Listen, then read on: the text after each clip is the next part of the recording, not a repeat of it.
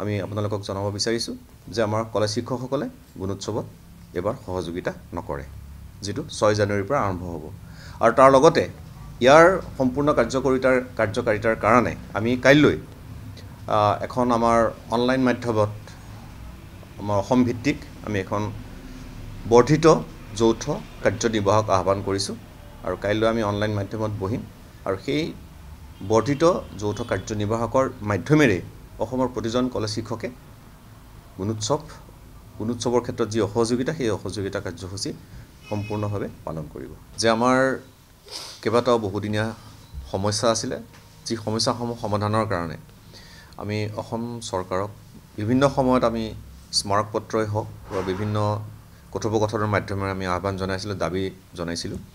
কিন্তু দুৰ্ভাগ্যবশতঃ আজি পৰ্যন্ত আমাৰ এই সমস্যাসমূহৰ সমাধানৰ বাবে যোগাত্মক সঁহাৰি তেওঁলোকৰ পৰা আমি পোৱা নাই। বিশেষকৈ যোৱা 29 জানুৱাৰী 2024 চনত যিখন প্ৰমোচনৰ তালিকা অসম চৰকাৰে প্ৰকাশ কৰিছিলে, তাকো বহুদিনীয়া অপেক্ষাৰ মূৰত প্ৰায় 2.5 বছৰৰ মূৰত সেই তালিকাখনত, সেই প্ৰমোচনৰ তালিকাখনত কেইবাটাও বিসংগতি আছিলে। আৰু সেই বিসংগতিবিলাকৰ ভিতৰত আটাইতকৈ বেছি যিটো গুৰুত্বপূৰ্ণ বিসংগতি আছিলে সেইটো হৈছে কি, আমাৰ কলেজ টিচাৰসকলৰ প্ৰমোচনৰ যিটো ডিউ ডেট, যিটো প্ৰাপ্য প্ৰমোচনৰ তাৰিখ, সেইটোত তেওঁলোকে বিসংগতিপূৰ্ণভাৱে প্ৰকাশ কৰিছিল আৰু সকলোকে একেদিনাই তেওঁলোকে প্ৰমোচন দিছিলে, যিটো আমাৰ অসমৰ কোনো এজন কলেজ শিক্ষকেই মানি ল'ব পৰা নাই। কিয়নো প্ৰত্যেক ব্যক্তিৰে চাকৰি জীৱনত প্ৰমোচনটো এটা বিশেষ গুৰুত্বপূৰ্ণ কথা। আৰু তাতোকৈ গুৰুত্বপূৰ্ণ কথা হৈছে জ্যেষ্ঠতা। কোনোবা এজন শিক্ষকে যদিহে তেওঁ 2014 চনত প্ৰমোচন পাব লাগিছিল বা তেওঁ 2016 চনত প্ৰমোচন পাব লাগিছিল, তেওঁ তেতিয়াই প্ৰমোচন পোৱাটো উচিত হয়। অসম চৰকাৰৰ যি আমাৰ উচ্চ শিক্ষাৰ কাৰ্যালয় আছে, তাৰ কিছুমান হেমাহিৰ কাৰণে বা বিভিন্ন সময়ত সময়মতে ফাইলবিলাকৰ যি যেনেদৰে আগবঢ়াব লাগে তেনেদৰে আগ নবঢ়াৰ কাৰণে, আৰু কিছুমান ক্ষেত্ৰত কলেজবিলাকৰ পৰা বিভিন্ন সমস্যাৰ কাৰণে কলেজৰ অধ্যক্ষসকলে সময়মতে কেতিয়াবা ফাইলবিলাক পঠাব নোৱাৰে। তেনেকুৱা ধৰণৰ কথা বতৰাৰ কাৰণেহে আচলতে শিক্ষকসকলে যদি 2014 চনত প্ৰমোচন পাব লাগিছিলে, তেওঁৰ ফাইলটো আহিছে দেৰিকৈ। কিন্তু তাৰ অৰ্থ এইটো নহয় যে তেওঁ 2014 চনত বা 15 চনত প্ৰমোচন নাপাব। কিন্তু বৰ্তমান দেখা গৈছে যে 29 জানুৱাৰীৰ যিখন তালিকা 2024 চনত অসম চৰকাৰে প্ৰকাশ কৰিছিলে, তাত 2014, 15, 16, 17 তেতিয়া প্ৰমোচন পাবলগীয়াসকলক একেকোবে আনি 2024 চনৰ 1 এপ্ৰিলত দিছিলে। আৰু কিছু ক্ষেত্ৰত ইতিমধ্যে আমি কৈছোঁৱেই যে কিছু ক্ষেত্ৰত এনেকুৱা হৈছে যে শিক্ষক আৰু ছাত্ৰ, গুৰু আৰু শিষ্যৰ একেদিনাই প্ৰমোচন হৈছে, যিটো এটা অতি সাংঘাতিক ধৰণৰ দুৰ্ভাগ্যজনক কথা। কোনো এজন কলেজ শিক্ষকে এইটো মানি ল'ব পৰা নাই। আৰু সেইটোৰ সংশোধনীৰ কাৰণে আমি ইমান দিনে দাবী জনাই আহিছিলোঁ। আৰু চাওক, এইটো আমি অতিৰিক্তভাৱে একো বিচৰা নাই, এইটো হৈছে আমাৰ কলেজ শিক্ষকসকলৰ প্ৰাপ্য। তেওঁলোকে সময়মতে প্ৰমোচন পাব লাগিব। আৰু নহ'লে 2015 চনত পাবলগীয়া যেনে 2024 চনত পায়, তো এই 15 চনৰ পৰা 2024 চনলৈ এই 9 বছৰ তেওঁৰ অভিজ্ঞতাৰ কি মূল্যায়ন হ'ল? সেই সময়ছোৱাত তেওঁ যিখিনি API কাৰণে প্ৰমোচনৰ কাৰণে যিখিনি তেওঁ বিভিন্ন ধৰণে চেমিনাৰ এটেণ্ড কৰিব লাগে বা আন্তঃৰাষ্ট্ৰীয় ৰাষ্ট্ৰীয় পৰ্যায়ৰ বিভিন্ন গৱেষণা পত্ৰ প্ৰকাশ কৰিব লাগে, সেই সময়খিনিত তেওঁ যিখিনি প্ৰকাশ কৰে তাৰ মূল্যায়নটো ক'ত যাব? এটা বিভিন্ন ধৰণৰ কথা আছে। গতিকে আমি সেইটো আহ্বান জনাইছিলোঁ, যিটো অতি আমাৰ কাৰণে অতি সহজ কথা, আমাৰ দৃষ্টিত অতি সাধাৰণ কথা, কিন্তু সেইটো চৰকাৰে অলাগতিয়ালভাৱে বেছি জটিল কৰি পেলাইছে। আৰু সেইকাৰণে আমি আহ্বান জনাই আছিলোঁ। তেওঁলোকে ইমান দিন যি দায়িত্ব দিছে আমাৰ কলেজ শিক্ষকে ধুনীয়াকৈ নিষ্ঠাৰে পালন কৰিছে। কলেজত থকা শৈক্ষিক দায়িত্বৰ বাহিৰেও আন যিবোৰ কাৰ্য বা দায়িত্ব আমাক দিয়ে, যে ADRE পৰীক্ষাই হওক বা বিভিন্ন পৰীক্ষাই হওক, গুণোৎসৱৰ দায়িত্বই হওক, এইবিলাক আমি সুন্দৰকৈ পালন কৰি আহিছোঁ। আৰু এইবাৰো আমি পালন কৰিবলৈ সাজু হৈ আছিলোঁ। কিন্তু আমি চৰকাৰক আহ্বান জনাইছিলোঁ যে আমাৰ কলেজ শিক্ষকসকল যিহেতুকে ইতিমধ্যে মানসিক হতাশাত ভুগিছে, তেওঁলোকে মানি ল'ব পৰা নাই ডিউ ডেটৰ সমস্যাটো, আৰু তেওঁলোকক আমি সেইকাৰণে এটা দিন ধৰি দিছিলোঁ যে আহক আপোনালোকে আমাৰ কথাখিনি চিৰিয়াছলি ভাবক, 29 ডিচেম্বৰৰ ভিতৰত আমাক এটা যোগাত্মক সঁহাৰি দিয়ক। কিন্তু আজি পৰ্যন্ত 29 ডিচেম্বৰ, আজি 30 ডিচেম্বৰ হ'ল, আজি পৰ্যন্ত কিন্তু আমি মহামান্য চৰকাৰৰ তৰফৰ পৰা, মহামান্য শিক্ষামন্ত্ৰী মহোদয়ৰ পৰা, মহামান্য মুখ্যমন্ত্ৰী মহোদয়ৰ পৰা একো ধৰণৰ যোগাত্মক সঁহাৰি পোৱা নাই। আৰু সেয়েহে আমাৰ অসমৰ প্ৰতিজন কলেজ শিক্ষকে তেওঁলোকে এটা আমাক আহ্বান জনাইছিলে, তেওঁলোকে আমাৰ ওচৰত দাবী জনাইছিলে যে যদিহে চৰকাৰে আমাক এইখিনি সুবিধা, আমাৰ যিখিনি প্ৰাপ্য নিদিয়ে, তেতিয়াহ'লে আমি কিন্তু এবাৰ গুণোৎসৱত সহযোগিতা নকৰোঁ। গতিকে সেই 10,000 কলেজ শিক্ষকৰ যিটো আহ্বান, সেই আহ্বান আমি কাৰ্যকৰী কৰিব বিচাৰিছোঁ। আৰু ইতিমধ্যে আমি ঘোষণা কৰা মতেই আজি পুনৰাই আমি যে আমাৰ যিটো ডিউ ডেটৰ সমস্যা, এইটো কোনো নভবা নিচিন্তা এটা সিদ্ধান্ত, যিটোৱে আমাৰ বিশ্ববিদ্যালয় বা আমাৰ যিবিলাক মহাবিদ্যালয়, এইবিলাক যিবিলাক UGCৰ মতে চলে, ইউনিভাৰ্চিটি গ্ৰাণ্টছ কমিশ্যনৰ মতে চলে, সেই যিটো ব্যৱস্থা সেইটো কিন্তু সম্পূৰ্ণৰূপে কুঠাৰাঘাত কৰিছে। আমাৰ ইমান দিন আমি চাকৰি কৰা আজি 26 বছৰ হ'ল, মই এই 26 বছৰত তেনেকুৱা ধৰণৰ কোনো ঘটনা হোৱা নাই যিটো নেকি কাম কলেজবিলাকত UGCৰ বহিৰ্ভূতভাৱে হৈছে।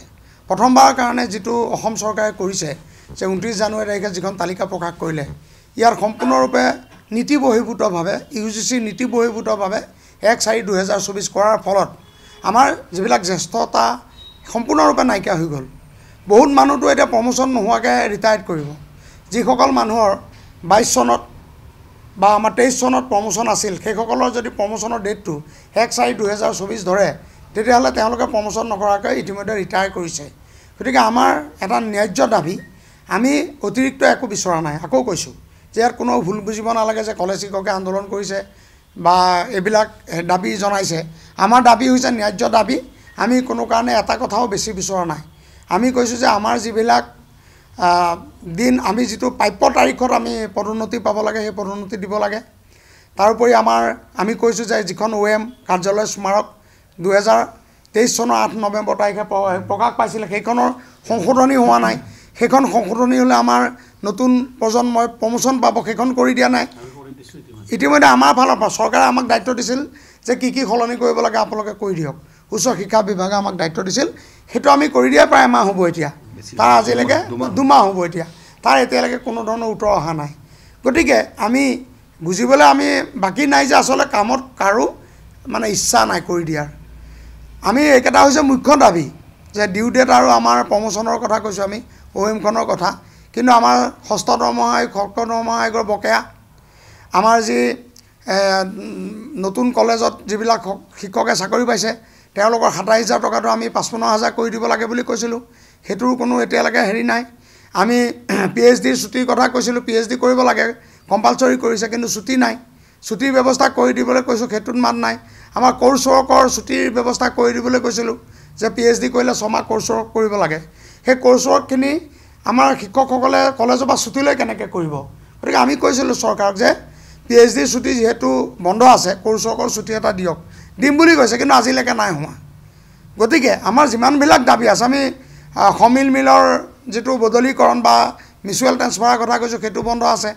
তাৰমানে আমাৰ যিমানবিলাক দাবী আছে, আজি প্ৰায় 2024 চনৰ 29 জানুৱাৰী তাৰিখে যিখন তালিকা প্ৰকাশ হ'ল, তাৰপিছত এটা কামো আজিলৈকে হোৱা নাই। সঁচা অৰ্থত আমি যিবিলাক দাবী জনাই আহিছোঁ, সেই এটাও আজিলৈকে আমাক শিক্ষা বিভাগে ক'ব নোৱাৰে এইখিনিকে আমি কৰি দিলোঁ, এতিয়ালৈকে নাই।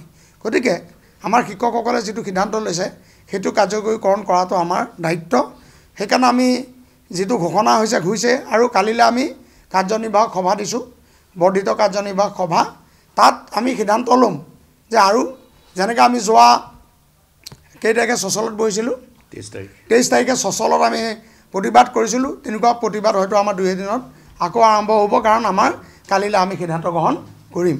আৰু এইবিলাক চাওক, মই আকৌ কৈছোঁ, কোনেও ভুলকৈ বুজিব নালাগে যে এইটো আন্দোলন আমি কাৰো ক্ষতি কৰিবৰ কাৰণে কৰা নাই। কিন্তু আমাৰ শিক্ষকসকলৰ যিখিনি ক্ষতি হৈছে, ইয়াক পূৰণ কৰি দিবৰ কাৰণে আমি মাননীয় শিক্ষামন্ত্ৰী মহোদয়, মাননীয় মুখ্যমন্ত্ৰী মহোদয়ক আমি বাৰম্বাৰ অনুৰোধ কৰিছোঁ। গতিকে তেখেতসকলৰ পৰা কোনো এটা সঁহাৰি অহা নাই। আমি সঁহাৰি দিলেই এই কথাবিলাক আন্দোলনলৈ কেতিয়াও নাযায়, কিন্তু আমাক তেওঁলোকে সঁহাৰি দিব লাগে যে এইখিনি আমি সমাধান কৰি দিম, তেতিয়াই আমি এই গোটেই কথাবিলাক আকৌ নৰ্মেলি চলি যাব, আমি চিন্তা কৰিম। গতিকে আমাৰ যিখিনি ন্যায্য দাবী, সেই ন্যায্য দাবীসমূহ সমাধান কৰি দিবৰ কাৰণে মাননীয় মুখ্যমন্ত্ৰী ডাঙৰীয়া আৰু শিক্ষামন্ত্ৰী ডাঙৰীয়াক আমি পুনৰবাৰ ইয়াৰ পৰা অনুৰোধ জনাইছোঁ।